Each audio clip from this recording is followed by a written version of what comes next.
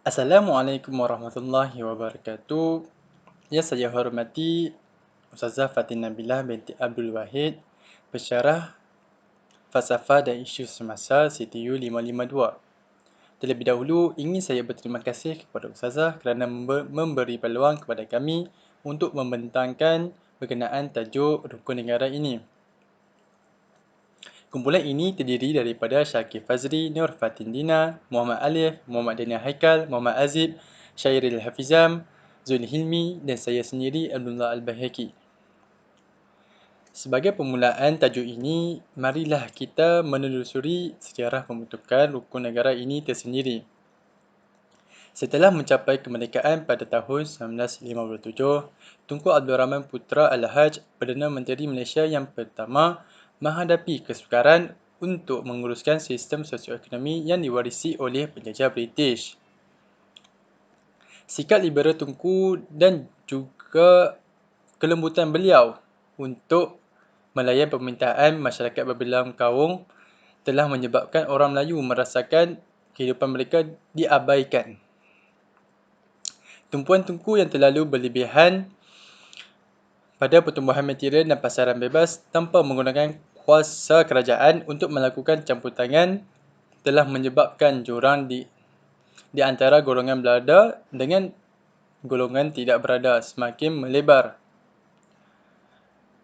Titik-titik jurang antara kemewahan bandar dan kemiskinan desa, kemewahan orang bukan Melayu dan kemiskinan orang Melayu dan berbagai-bagai lagi telah mewujudkan manifestasinya 13 Mei 1969 iaitu rusuhan antara kaum.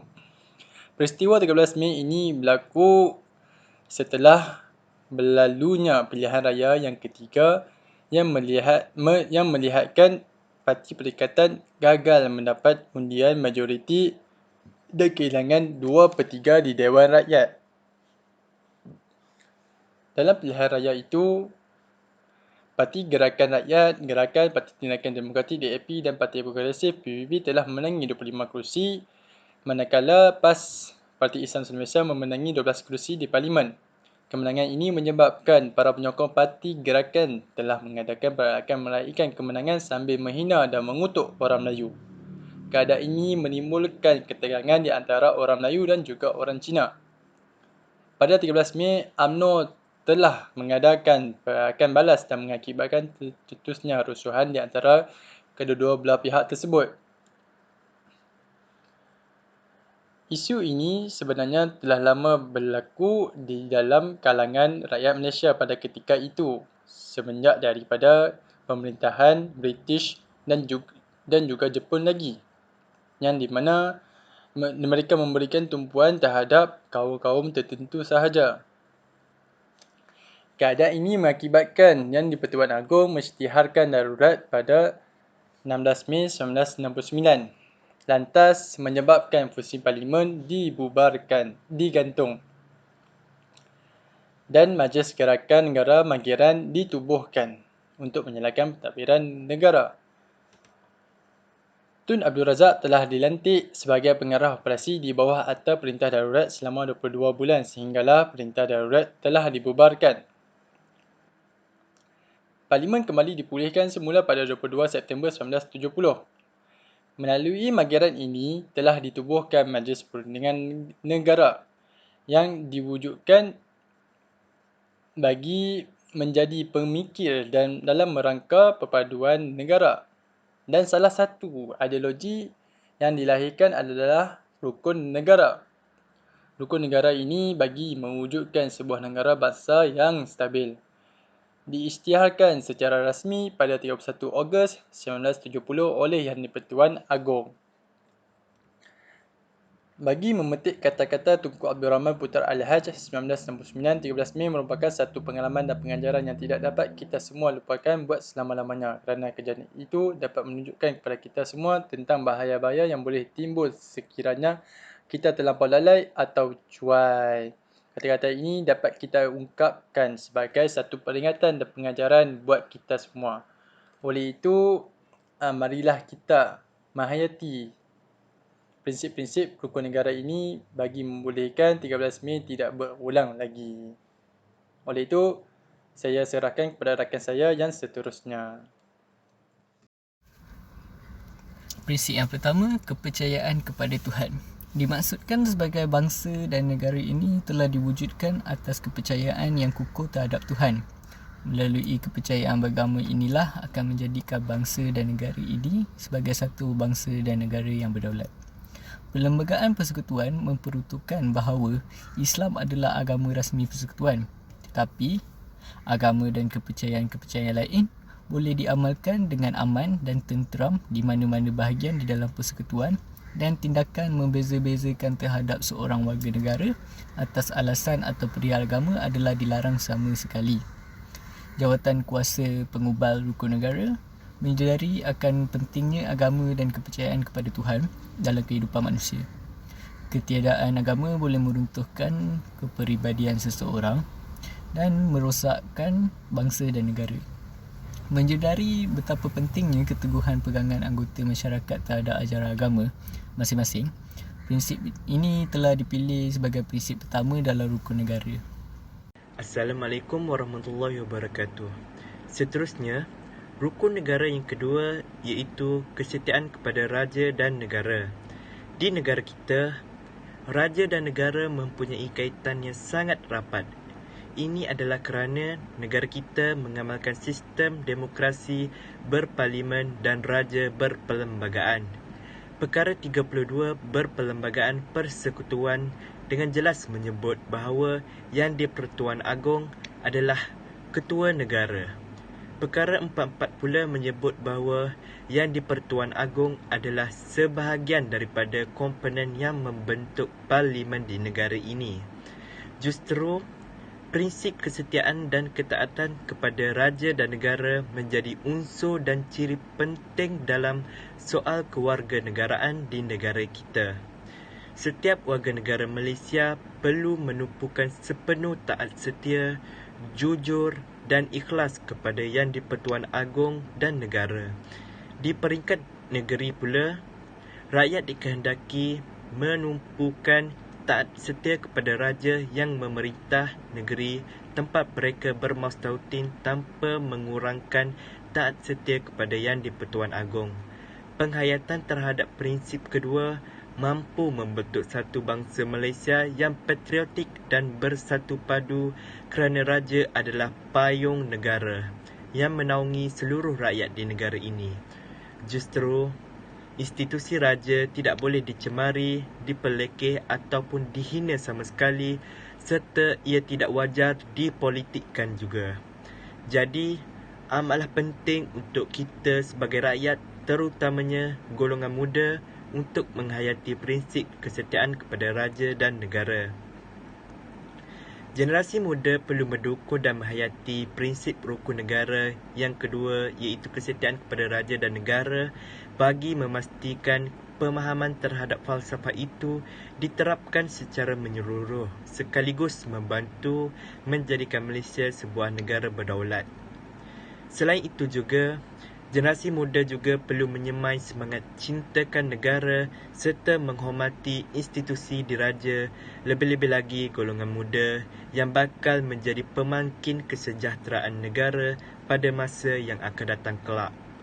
Sebagai rakyat juga, kita haruslah jelas bahawa rukun negara dengan 5 prinsip bukanlah hanya teks bersifat layu dan lesu. Malah ia sebenarnya teks yang mempunyai jiwa dan roh yang harus dipahami dan dihayati seluruh masyarakat, terutamanya orang muda. Seperti yang kita tahu, anak muda bakal dan ada yang telah menjadi pemimpin negara. Kita harus tahu sistem raja berperlembagaan dan demokrasi berparlimen ini merupakan paksi kepada negara kita. Negara juga akan terus gemilang jika kita terus mempertahankannya. Di samping itu juga, hubungan antara rakyat dan kerabat diraja dalam media sosial istana negara juga dapat dilihat golongan muda adalah antara pengikut yang paling ramai. Melebihi 50% dan ia jelas menunjukkan sokongan mereka itu kepada institusi diraja. Maka, Bagi meningkatkan semangat cinta kepada institusi diraja, rakyat perlu memperbanyakkan tontonan mengenai aktiviti-aktiviti diraja. Misalnya, institusi diraja membuat lawatan ke rumah orang susah dan memberi bantuan kepada rakyat. Supaya kita dapat lihat, raja bukanlah hanya bersemayam di istana, malahan turut turun padam mendengar rintihan rakyat-rakyat mereka. Sekian daripada saya. Terima kasih. Saya ada satu teka-teki untuk awak. Apakah prinsip rukun negara yang ketiga? Puasa di bulan Ramadan?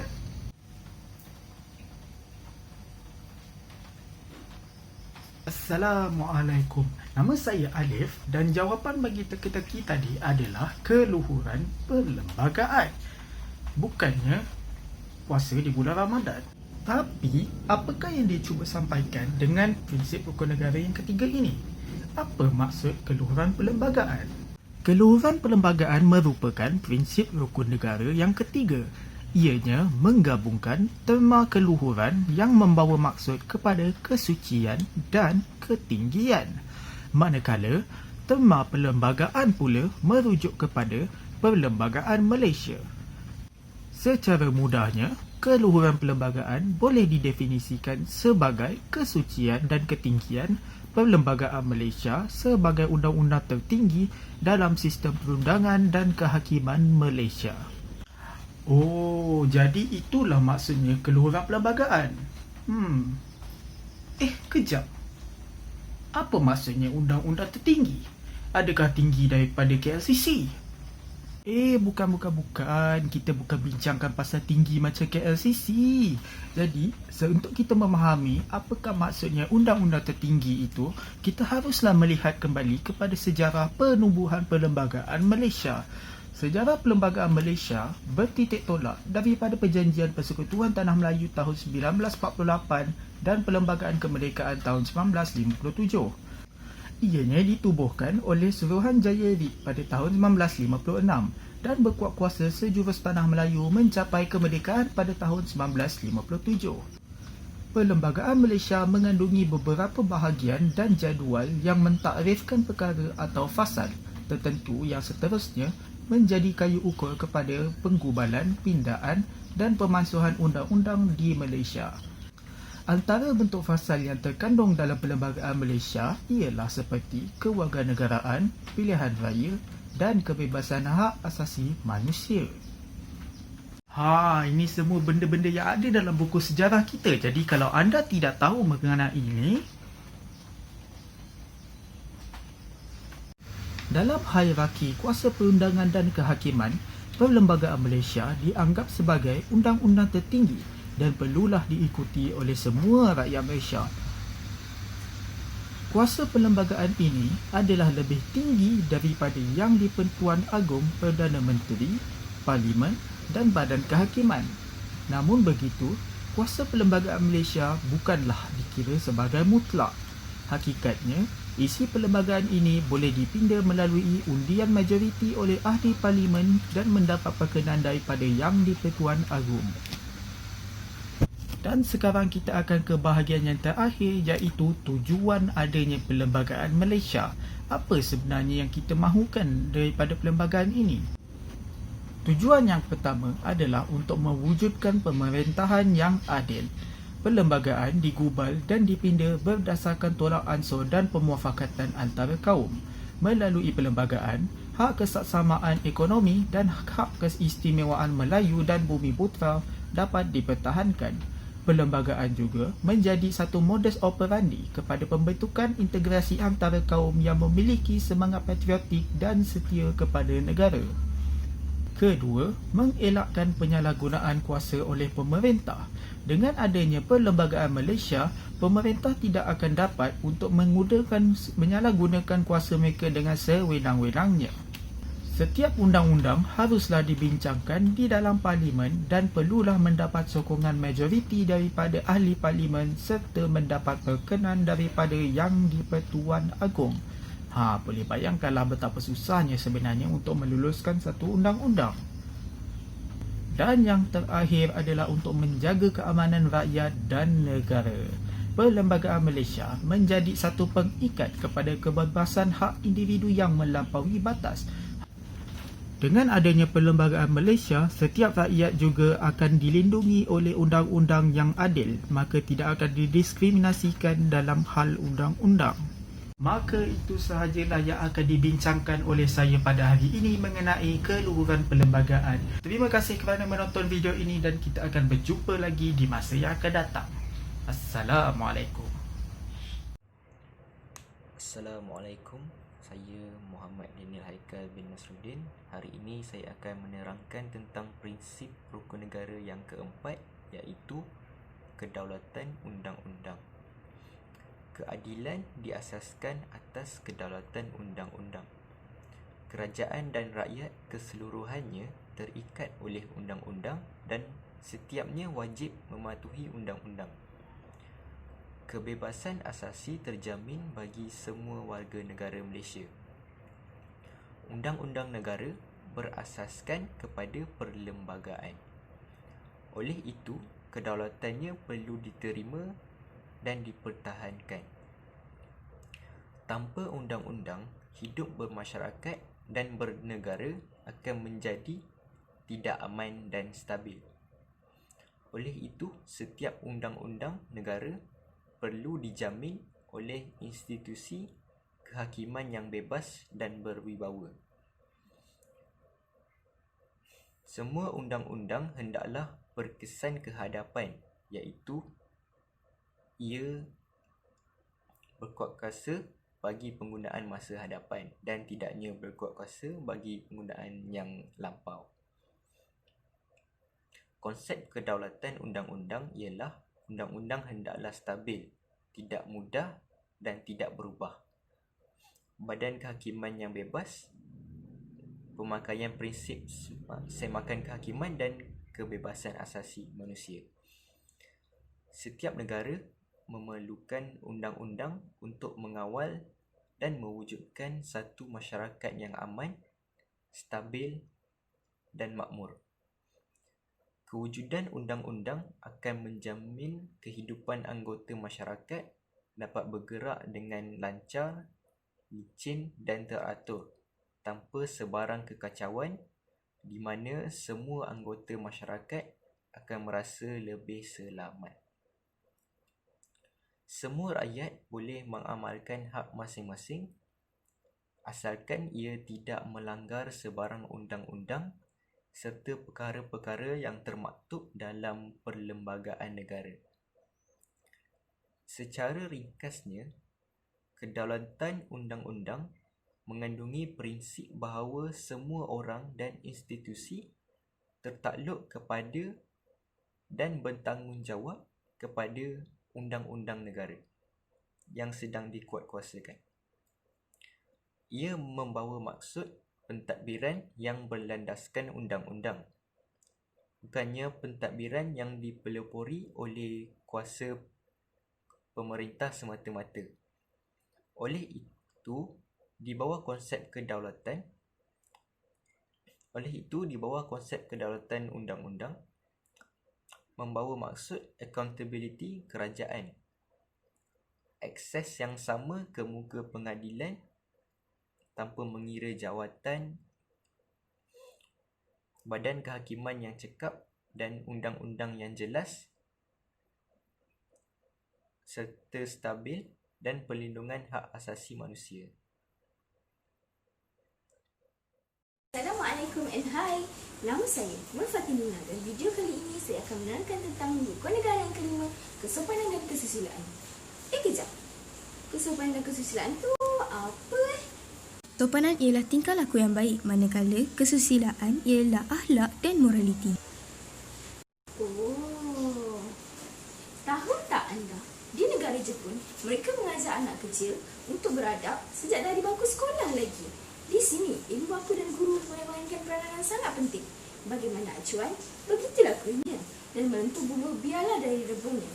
Seperti yang kita dapat lihat di dalam video, kanak-kanak diajar untuk membersihkan kawasan sekolah setiap hari selepas mereka belajar. Ini untuk mendidik diri anak-anak untuk saling mencintai akan kebersihan. Di dalam video juga menunjukkan bahawa kanak-kanak bertanggungjawab bertanggungjawab untuk bergila-gila memberi makanan kepada rakan-rakan. Ini memupuk sifat tolong-menolong antara satu sama lain supaya mereka menjadi seorang yang berdedikasi di luar sana.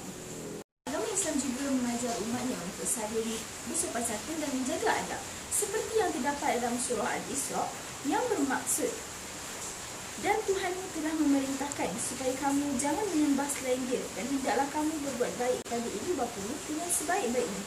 Jika salah seorang di antara keduanya atau kedua-duanya sampai berusia lanjut dalam pemeliharaannya, maka sekali-kali janganlah kamu mengatakan kepada keduanya perkataan dan janganlah kamu membentak mereka dan ucapkanlah kepada mereka perkataan-perkataan yang mulia. Jelaslah dalam surah Al-Isra yang ayat yang ke-23 ini, ayat ini mengajar prinsip asas negara Islam seperti menjaga tauhid, berbakti kepada ibu bapa dan menjaga hubungan antara kerabat. Seperti yang kita tahu, Nabi Muhammad SAW adalah contoh teladan yang terbaik untuk umat Islam. Kita tahu ada satu kisah di mana ada seorang lelaki Badui yang menarik selendang baginda, tetapi baginda tidak marah, bahkan baginda cuma menegur beliau. Di sini kita dapat lihat bahawa adab yang ditunjukkan oleh baginda sangatlah boleh dicontohi oleh semua umat Islam. Seterusnya kita lihat video ini. Video ini menunjukkan bagaimana kisah seorang anak yang meminta makanan terhadap ibunya dengan beradab dan juga tidak beradab.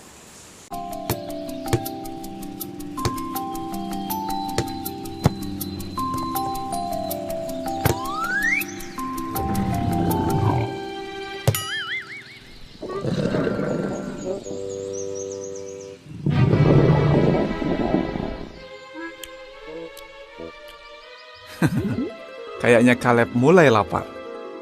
Ayo kita lihat gimana Caleb minta makan dari mamanya. Ma, mana makanan? Aku lapar nih. Caleb? Menurut kalian, apa cara minta makan seperti itu sopan? Tidak. Ayo kasih Caleb kesempatan lagi. Dan dengar, kata apa yang kali ini dia pakai. Ma, tolong buatkan aku makanan ya. Oh ya sayang, Mama buatkan roti yang paling enak. Nah, begitu lebih bagus. Kita harus selalu sopan. Yehua saja berbicara dengan sopan. Nah, kamu sudah dapat yang kamu minta, Caleb. Sekarang bilang apa? Makasih, Ma. Pintar. Jangan lupa bilang tolong dan terima kasih. Dan jangan lupa bilang terima kasih sama Yehua. Pada video tersebut kita dapat lihat bahawa anak-anak perlulah diajar beradab sejak dari kecil lagi. Kerana kita sedar ibu bapa dan orang sekeliling mereka mengajar mereka satu perkara yang sangat penting dalam pendidikan awal mereka. Itu sahaja dari saya. Sekian, terima kasih. Assalamualaikum, saya Muhammad Azib dan saya akan menerangkan tentang kesan-kesan jika kita tidak menghayati serta mengabaikan konteks yang terdapat dalam buku negara. Baik, yang pertama, kesan terhadap individu di mana ia berkait rapat dengan pegangan agama individu tersebut. Perkara satu dalam rukun negara adalah kepercayaan kepada Tuhan.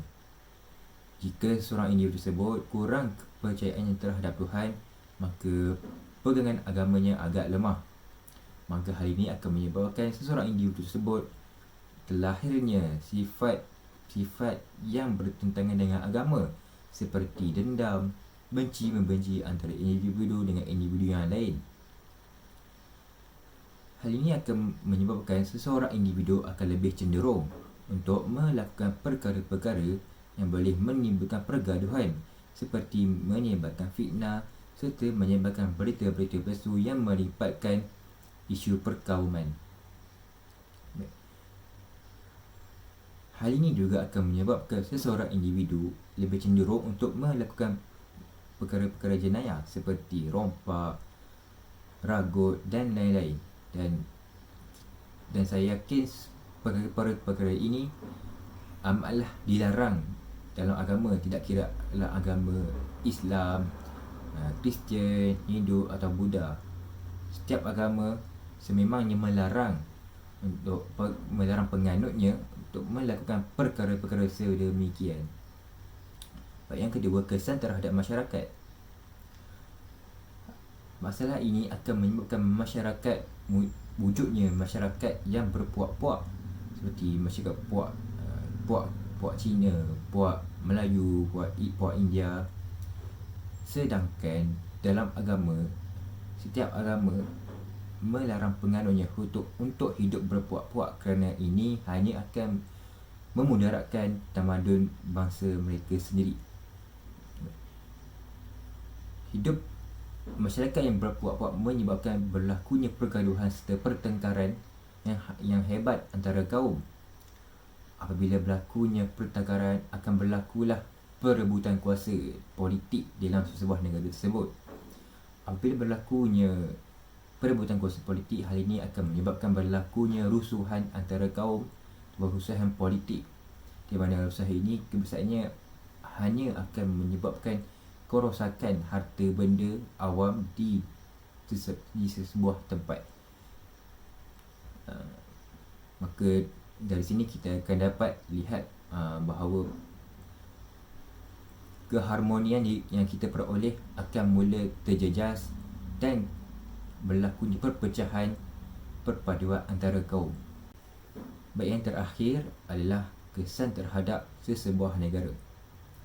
Disebabkan berlakunya perebutan kuasa politik yang berlaku antara kaum, antara kaum Cina atau kaum India atau kaum Melayu, di mana masing-masing mahu menunjukkan hebat mereka dan siapa yang layak untuk memimpin negara tersebut. Sebabkan pergaduhan ini, sebabkan pertengkaran, disebabkan perebutan kuasa politik ini, ia akan mewujudkan suasana politik yang tidak stabil. Apabila suasana politik tidak stabil, ia akan memberi kesan kepada tarikan pelabur asing untuk terus melabur di negara ini. Ia akan menyebabkan pelabur asing untuk tidak lagi mahu untuk melabur di negara ini dan takut untuk melabur di negara ini, kerana mereka takut pelaburan mereka akan hanya menyebabkan kerugian semata-mata. Sebabkan mereka tidak lagi mahu melabur di negara kita, maka ekonomi negara kita akan terjejas, kerana segala aktiviti ekonomi negara kita akan terganggu, dan ekonomi negara kita juga terjejas kerana sebabkan tiada lagi pelabur asing yang mahu melabur di negara kita, maka kita akan hanya bergantung kepada hasil penjualan produk tempatan semata-mata tanpa hasil penjualan import. Jadi dan sememangnya hasil produk tempatan semata-mata adalah tidak cukup, dan sama sekali dia akan menyebabkan berlakunya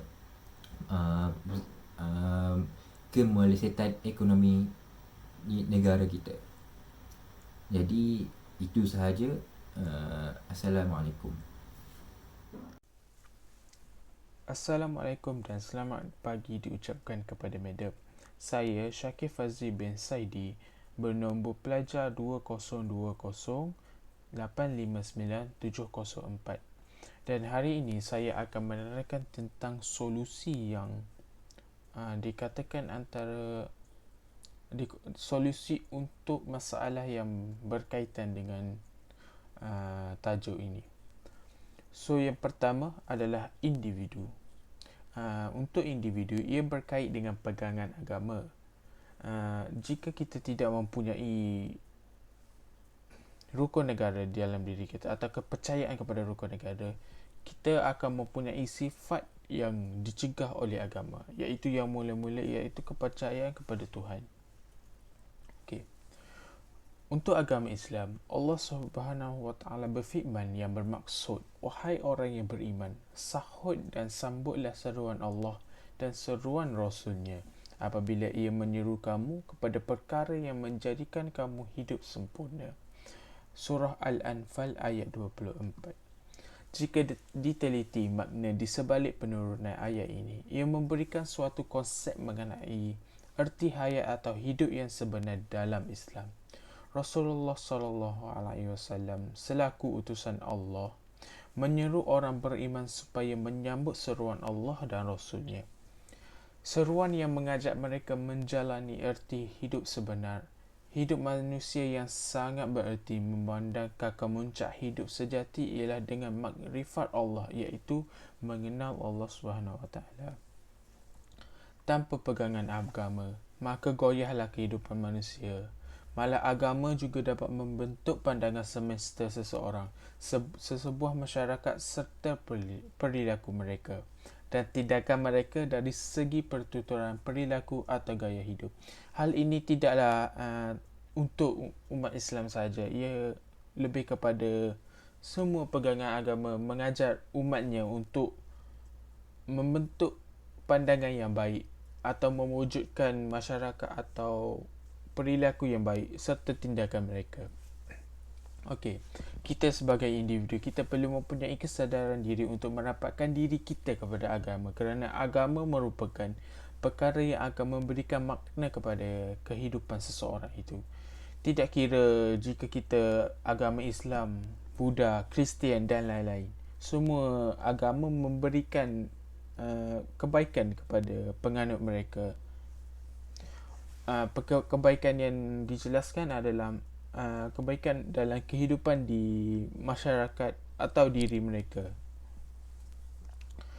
Seseorang manusia yang tidak mempunyai agama, hidup mereka akan menjadi kosong dan tidak mempunyai ala tuju yang jelas, kerana mereka akan lebih kepada fokus kepada duniawi, iaitu duniawi yang bermaksud sebagai hiburan, bukannya lebih kepada untuk berbakti kepada negara mereka. Okey, untuk seterusnya, dari segi masyarakat yang berpuak-puak atau berperkauman bergaruh dalam pelbagai aspek termasuk politik, ekonomi, jenayah dan banyak lagi. Perpaduan merupakan elemen yang amat penting untuk membentuk masyarakat yang harmoni dan sejahtera. Justru, semua pihak wajar mengelak sebarang bentuk perpecahan kerana ia tidak mendatangkan kebaikan yang langsung serta keuntungan kepada masyarakat dan negara. Segala perbalahan dan perselisihan pandangan harus diselesaikan melalui rundingan atau saluran yang tidak bercanggah dengan perlembagaan negara dan norma masyarakat. Pada 31 Ogos setiap tahun kita akan menyambut Hari Kebangsaan. Maka usaha untuk memperteguhkan perpaduan rakyat seharusnya ditingkatkan. Ini penting untuk kita berdepan dengan sebarang ancaman dan cabaran yang boleh mengganggu kedaulatan negara. Kita sebagai rakyat Malaysia, kita telah hidup dalam keadaan merdeka yang sangat lama. Jadi takkanlah disebabkan masalah yang perkauman yang orang kata boleh dielakkan, tapi disebabkan perkara itu kemerdekaan yang telah dicapai oleh orang-orang kita dahulu dibazirkan macam tu je. Okay. Kita tidak sepatutnya berpecah disebabkan perkara remeh-temeh. Kita tidak patut berpecah disebabkan permainan politik, dan kita juga tidak boleh berpecah disebabkan sentimen kaum dan agama. Di Malaysia kita adalah satu. Ini sesuai dengan ayat yang telah dikeluarkan oleh Perdana Menteri kita dahulu, iaitu satu Malaysia. Walaupun kita mempunyai agama yang berbeza, kaum yang berbeza, tapi kita adalah satu. Dan satu itu boleh membantu negara kita untuk mencapai tahap yang lebih tinggi di dalam dunia ini. Bagi mereka yang menggunakan agama untuk memecah belahkan masyarakat, mereka harus kembali merenung ayat 159 dari surah Al-An'am, di mana perbuatan suka memecah belahkan atas nama agama bukan daripada ajaran Nabi Muhammad. Sebaliknya, ia merupakan dorongan hawa nafsu mereka semata-mata. Bahawasanya orang yang mencerai-beraikan agama mereka dengan perselisihan yang berdasarkan hawa nafsu dan menjadi berpuak-puak, tiadalah engkau, wahai Muhammad, terkait sedikit pun dalam perbuatan mereka. Sesungguhnya, perkara mereka itu hanya terserah kepada Allah. Kemudian, Dia akan menerangkan kepada mereka pada hari kiamat kelak apa yang mereka telah lakukan dan membalasnya. Dalam konteks masyarakat Melayu, iaitu kaum teras dan majoriti di negara ini, perpecahan sama ada atas nama politik atau agama akan memberikan kesan yang cukup buruk pada masa hadapan kepada bangsa Melayu itu sendiri. Sejarah membuktikan perpecahan politik di Istana Melaka kerana fitnah, tamak dan gila kuasa mengakibatkan hancurnya Empayar Melayu Melaka yang merupakan satu empayar yang sangat dikenali pada masanya. Sekiranya dulu kejatuhan kuasa politik Melayu Melaka itu dapat digantikan dengan kebangkitan Kerajaan Melayu Johor, namun dalam konteks hari ini, ke mana kita mahu bawa bangsa ini sekiranya kita kehilangan kuasa disebabkan pembalahan dan perpecahan. Perpecahan merugikan semua pihak. Musuh akan seronok apabila kita berpecah belah kerana ia akan memudahkan kerja mereka untuk memusnahkan negara ini atau menyebarkan ideologi mereka. Justru semua pihak haruslah memelihara perpaduan supaya keamanan dan kesejahteraan yang dinikmati selama ini berkekalan. Untuk masyarakat, perebutan kuasa politik yang tidak stabil akan menjejaskan masyarakat di negara kita.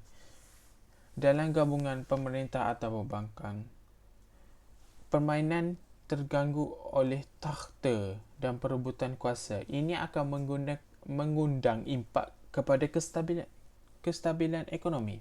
Satu contoh yang jelas apabila seseorang ahli politik itu membuat pernyataan mengejut, mempunyai majoriti kukuh untuk membentuk kerajaan baru dengan mengabaikan proses perundangan yang termaktub dalam Perlembagaan Persekutuan atau membuat drama politik yang membawa kepada pembubaran parlimen dengan pilihan raya yang mengejut diadakan.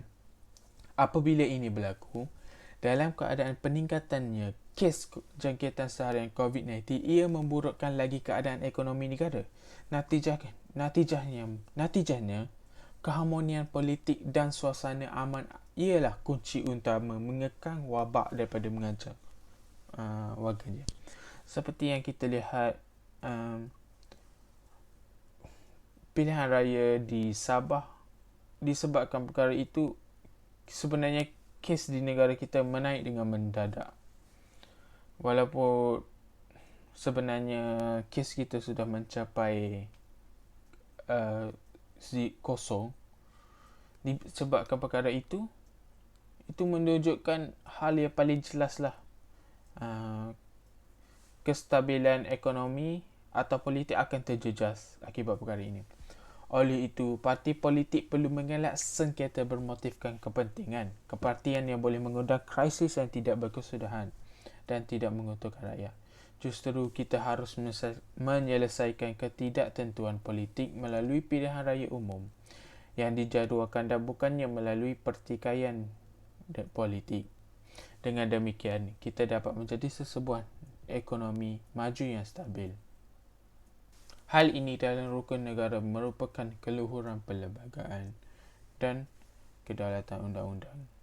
Ia jelaslah berkait dengan politik di negara kita. Kita perlulah mempunyai politik yang sihat agar negara kita boleh menjadi sebuah negara yang dapat membantu rakyatnya, terutama dalam COVID-19 ini, yang di mana semua orang terjejas, tidak kira daripada kelas mana-mana, agama mana-mana, semua akan terjejas. Dan jelaslah ahli politik perlu mempunyai